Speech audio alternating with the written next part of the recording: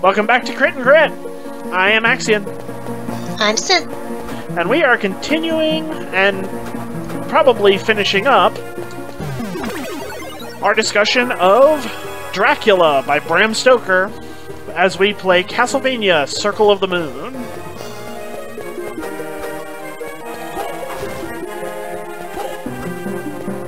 Isn't it nice that rules exist for everyone, Axion? Rules exist for everyone? Yeah, I mean, that's what we're always told. You follow all the rules because everybody follows the rules. It's basically how society works, right? There's not exceptions for that. I would like to know what you are smoking and if I should get you a doctor. What on earth could you possibly be talking about, Axion? And how would it relate to our video today? Right, so I'm not great at this bit. Long story short, the rules do not apply to everyone, and if you have not realized this, hello, welcome to... Oh, I can slide. Wait, I can slide. I have been ignoring so many places because I forgot that I could slide. Vegeta, I can slide!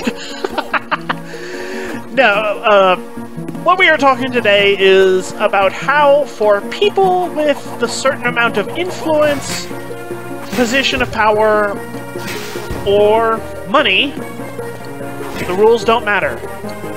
Yep, this is the Seto Kaiba school of things, to the point where in the notes we had for episodes we wanted to cover over Dracula, we had simply written down, screw the rules, I have money. And this does apply throughout the story. And interestingly enough, it actually applies on both sides of the equation. The primary offender for this is, of course, Dracula, but recall that one of Lucy's boyfriends is a wealthy lord. So, the heroes can also, to some extent, use this to their advantage. Which they do. So, we should probably start off with the fact that, well, Dracula is obscenely wealthy, which, you know, happens when you're an immortal who doesn't need to pay for food or anything. And can invest and store and hoard money for generations. You realize what this means, though, right? What? If Dracula was around in the era of Bitcoin, we wouldn't have to deal with the story. What would you prefer? He invested in NFTs and we just have one of those stupid monkey paintings up in the Dracula's castle for Harker to look at and be confused? I mean, NFTs are built off of Bitcoin's back anyway, so there's no real difference. Hey, if you have a cryptocurrency created by a vampire, is it really a Bitcoin? No, but it is a cryptocurrency. You made a pun I hadn't thought of! Mr. Demon, kill me now. Are you actually going to take the loss just to get out of the pun? No, because I don't want to have to go back to the save point. I was hoping it was life heal, not MP heal. Well, that would have been really convenient. But yes, so remember that the novel starts off with Harker being summoned, presumably at the expense of his client, to quite a distant foreign country. He's come all the way from England to Romania. Transylvania, which is in Romania. So, that is not a cheap journey. And it's one that they make multiple times. He makes it there, he makes it back, and then they go back at the end of the story. Yep. So, the first time is purely on Dracula's dime. And he doesn't seem at all bothered by the expense. Like, presumably he also covered room and board, so Harker could have easily stayed another night at a local inn on Dracula's expense, because he never seems too worried about his travel expenses. So, Dracula brought him over there, crossing several countries, boat tickets, I believe this is before the channel, train tickets, in stays, and then finally got him to the castle. For the purpose of buying a house in a foreign country. So, again, it is really expensive to maintain multiple properties. Now, it's not like Dracula's doing much maintenance in his castle, where we have, I'm pretty sure the dust bunnies have gained sapience at this point, because he doesn't really need it to be kept clean. It's also stated that he has no servants, no attendants, and the only other residents are the vampire brides who don't leave their chambers.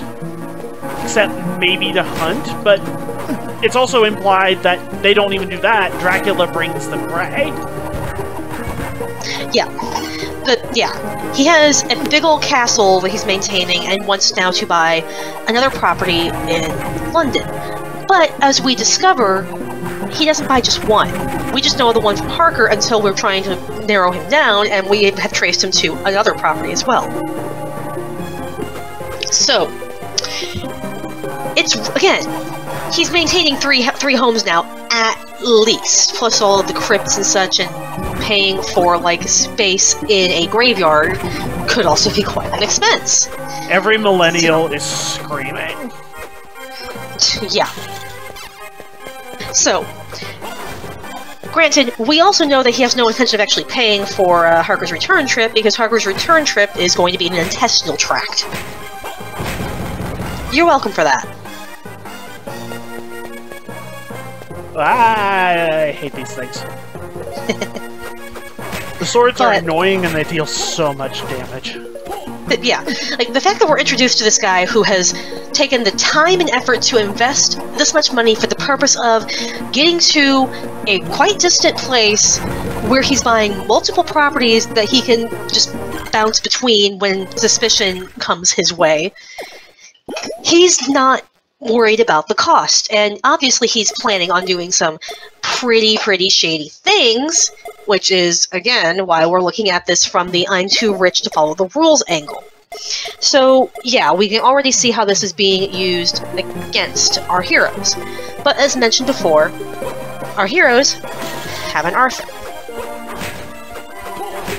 They do not have to use him quite as much as Dracula does, because they're obviously playing catch-up. They mostly use him to help, like, cover for things, to get locksmiths to check out Dracula's properties, so they can actually get in without getting the ire of the authorities, and arranging for, as mentioned, the trip to Dracula's castle to kill him once and for all. So, yeah. It's a lot more reasonable on the hero's end, because they obviously are trying to save lives, and it's not like they've been working on like a decades or centuries long plot for nefarious deeds. But these are still things that probably would have been beyond the hero's reach if they didn't have Arthur's resources, especially considering they hired a locksmith for a house they did not own. We would call that breaking and entering for anybody else. We would still call it breaking and entering. It's just legal because he's a lord, and therefore he can make the call to look into a suspicious person, and most businessmen aren't going to say no. Yep. So, yeah. This is not nearly as lengthy an episode as the last one we did, but it is something that we're talking about, where there's a lot of talk, especially in this era, about appropriate rules for society and how important it is to adhere to them lest you be an eccentric and ruin your reputation, unless, of course, you are wealthy or high class enough to be considered eccentric when you do it. Which, we could talk, we actually probably should talk about how Dracula has used that position, not just of his wealth, but of his age and his noble position to abuse the people of Transylvania for quite some time. As we said earlier,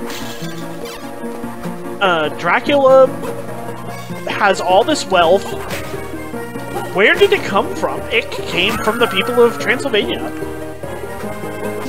And there is some statement that he has investments, but just given how long he's been around, according to the people,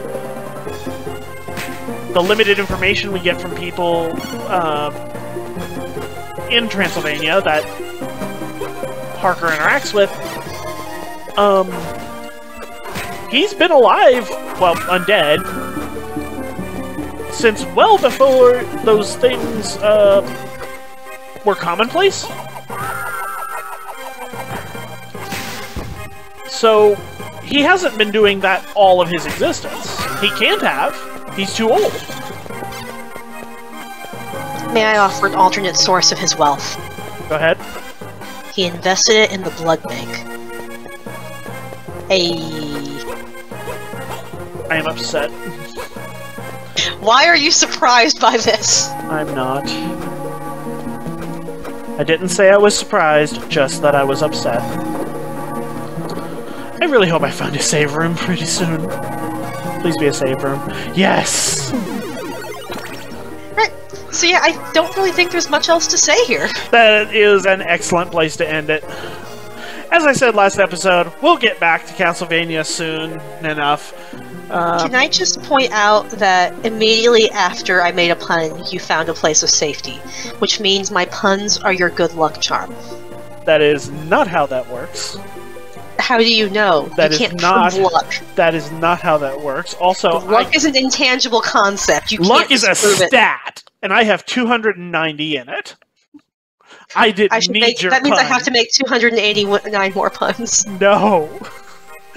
We will see you all next episode. We will not be returning to Harry Potter.